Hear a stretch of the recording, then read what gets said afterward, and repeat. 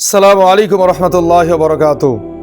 প্রিয় দর্শক, আজকের এই খবর শুনে আমি জানি আপনারা খুশি হতে পারবেন না, আপনাদের হৃদয়টা কাঁদবে, আপনারা এটাকে কোনোভাবেই সমর্থন করবেন না এবং মেনে নিতে পারবেন না।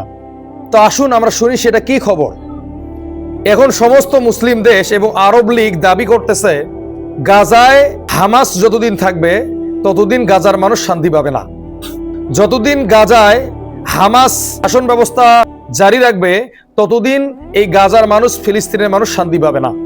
তাহলে আমার একটা প্রশ্ন হচ্ছে, যখন হামাসের অস্তিত্ব ছিল না, যখন হামাস নামের কোন সংগঠন এই পৃথিবীতে ছিল না, তখন কেন ইহুদিরা প্যালেস্টাইন দখল করে তাদের রাষ্ট্র প্রতিষ্ঠা করলো?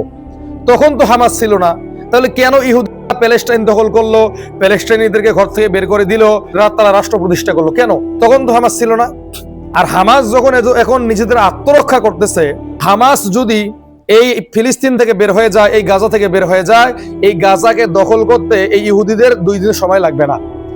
আজ পর্যন্ত গাজা টিকে আছে শুধুমাত্রই হামাসের জন্য।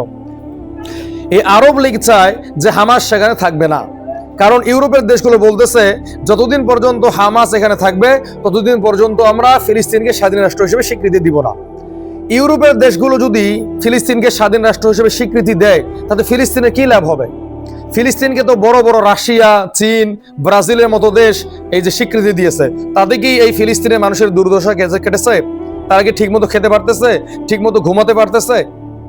তো এত বড় বড় দেশ যদি এই ফিলিস্তিনকে স্বাধীন রাষ্ট্র হিসেবে ঘোষণা দেওয়ার পরও ফিলিস্তিনি মানুষের ভাগ্য না বদলে, তাহলে ইউরোপের দেশগুলো এই ফিলিস্তিনকে স্বাধীন রাষ্ট্র হিসেবে ঘোষণা দিলে এদের যে ভাগ্য বদলাবে এর কি কোনো প্রমাণ আছে?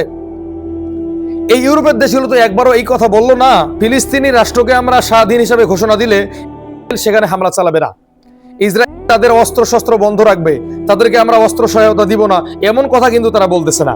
তারা শুধু বলতেছে হামাস সেখান থেকে চলে যাক, হামাস সমস্ত জিম্মিদেরকে মুক্তি দেওক, হামাস নিরস্ত্রকরণ হোক এবং হামাস চিরতরে পৃথিবীর মানচিত্র থেকে বিদায় নেও, তাহলে আমার ফিলিস্তিনকে রাষ্ট্র হিসেবে স্বীকৃতি দিব। তারা কিন্তু একবারও বলতেছে না যে ইসরায়েলকে অস্ত্র দিব না, ইসরায়েল আর কখনো ফিলিস্তিনে হামলা করবে না, ইসরায়েল ফিলিস্তিনের জমি দখল করবে না, এরকম কিন্তু তারা কোনো শর্তের কথা এখানে বলতেছে না। কারণ তারা মূলত ইসরায়েল নিরাপত্তা দিতে চায়। তারা মনে করে হামাস ইসরায়েলের জন্য হুমকি। তাদের উদ্দেশ্য গাজার মানুষকে শান্তিতে রাখা নয়, তাদের উদ্দেশ্য পুরো ফিলিস্তিনি মানুষ শান্তিতে থাকবে এমন উদ্দেশ্য নয়। তাদের উদ্দেশ্য ইসরায়েল যেন সুরক্ষিত থাকে, ইসরায়েল যাতে কোনো ধরনের বিপদের সম্মুখীন না হয়। মূলত এজেন্ডাকে বাস্তবায়িত করার জন্য এই ইউরোপের দেশগুলো এই পদক্ষেপ নিয়েছে। আর এই পদক্ষেপে সায় দিতেছে আরব দেশগুলো। আরব দেশগুলো হামাসের বিপক্ষে কথা বললে তার ইউরোপীয় ইউনিয়নের ভালোবাসা পায়, ডোনাল্ড ট্রাম্পের চোখে ভালো হতে পারে, এই জন্য তারা মূলত চায় হামাস এখান থেকে চলে যাক। এখানে মূলত আরব দেশগুলো প্রকৃতপক্ষে বেইমানি করতেছে, গাজার মানুষদের সঙ্গে বেইমানি করতেছে। যে আরব দেশ গাজার নিরীহ শিশুদের মুখে এক ফোঁটা পানি তুলে দিতে পারে না, এই আরব দেশগুলো এই গাজাবাসীদের জন্য কি করবে? কিচ্ছু করতে পারবে না এরা। যেই দিন হামাস এখান থেকে চলে যাবে সেই দিন পুরো গাজাকে দখল করে নিবে। ওই যে ডোনাল্ড ট্রাম্প পরিকল্পনা করেছিল এখানে রিসোর্টের ব্যবসা করবে, ওটা করে ফেলবে। আর এর অংশীদার হবে কারা? কাতার হবে, সৌদি আরব হবে, বাহরাইন হবে, এই সমস্ত দেশ হবে। এই জন্য আরব লীগের এই পরিকল্পনাকে আমরা প্রত্যাখ্যান করছি।